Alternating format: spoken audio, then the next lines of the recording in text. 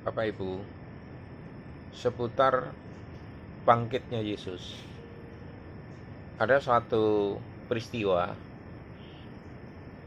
yang mungkin sedikit terlupa ya, yaitu yang terjadi di Matius 27 ayat 51 sampai 53. Kuburan terbuka, kematian terkalahkan. Ini Bapak Ibu, saudara-saudari yang dikasihi Tuhan, kematian biasanya adalah titik akhir di dalam perjalanan manusia. Kuburan menjadi simbol kesunyian dan kehilangan. Namun pada hari Yesus mati di kayu salib, sesuatu yang tidak pernah terjadi sebelumnya mengguncang dunia, Bapak Ibu. Apa saja itu? Runtutan peristiwanya sebagai berikut, Bapak Ibu ya. Pertama, ketika Yesus bangkit, tabir bait suci terbelah dari atas ke bawah. Terjadi gempa bumi mengguncang tanah. Batu-batu besar terbelah. Kuburan-kuburan terbuka. Bukan kuburan Yesus saja ya. Ini bukan kuburan dari orang-orang kudus, Bapak Ibu ya. Dan banyak orang-orang kudus bangkit dan berjalan ke Yerusalem. Ini bukan peristiwa kecil, Bapak Ibu. Ini adalah tanda kosmik bahwa kematian bukan lagi penguasa terakhir. Ini. Jadi kalau mau diruntutkan ya, peristiwa yang menggetarkan di Matius 27 ayat 51 sampai 53 ini berlangsung seperti ini Bapak Ibu. Ada 3 periode ya. Periode yang pertama, tabir bait suci terbelah. Ini tanda bahwa akses kepada Allah tidak lagi terhalang Bapak Ibu ya. Kristus menjadi jalan ya. Ini Ibrani 10 ayat 19 sampai 20 ya. Yang kedua, gempa bumi dan kubur terbuka ini. Simbol kuasa Allah mengguncang dunia lama dan membuka jalan menuju kehidupan yang baru nih Bapak Ibu. Yang penting ini Bapak Ibu yang dibicarakan ini ya, orang-orang kudus bangkit ini.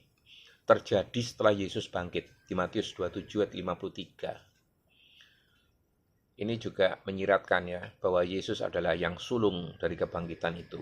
1 Korintus 15 ayat 20. Makna teologisnya apa Bapak Ibu? Sudah jelas ya. Makna teologisnya yang paling utama adalah Yesus adalah penguasa atas maut. Ibrani 2 ayat 14-15 ya. Supaya oleh kematiannya ia memusnahkan dia, yaitu iblis yang berkuasa atas maut. Kubur yang terbuka adalah bukti bahwa maut telah kehilangan giginya ini. Yang kedua Bapak Ibu, makna teologisnya, gambaran kebangkitan akhir zaman. 1 Tesalonika 4 ayat 16 mengatakan, mereka yang mati di dalam Kristus akan lebih dahulu bangkit. Peristiwa di Yerusalem ini adalah cuplikan dari kebangkitan besar kelak. Ini sebuah trailer Bapak Ibu. Cuplikan kisah yang total ini. Dan makna teologisnya yang terakhir adalah kesaksian publik yang tidak terbantahkan ini. Orang-orang kudus itu dikenal masyarakat ya. Sehingga tidak bisa dikatakan sebuah ilusi. Allah mengkonfirmasi karya keselamatan Kristus dengan tanda yang nyata di sini Bapak Ibu. Ya. Pesannya apa bagi kita? Ada 3 pesan bagi kita ini. Yang pertama, kematian itu bukan akhir, hanya sebuah pintu Bapak Ibu. Yohanes 11 ayat 25 mengatakan, akulah kebangkitan dan hidup.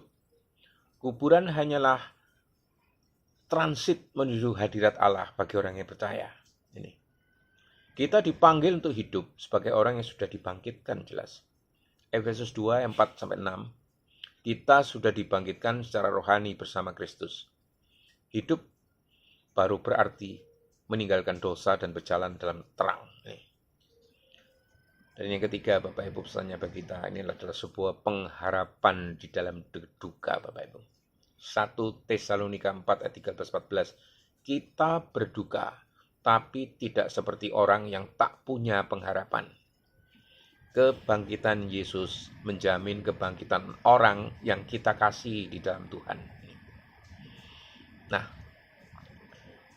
bagaimana aplikasinya secara praktis bagi kita semua? Bagi yang takut mati, percayalah Yesus sudah ada di seberang pintu kematian menunggu kita.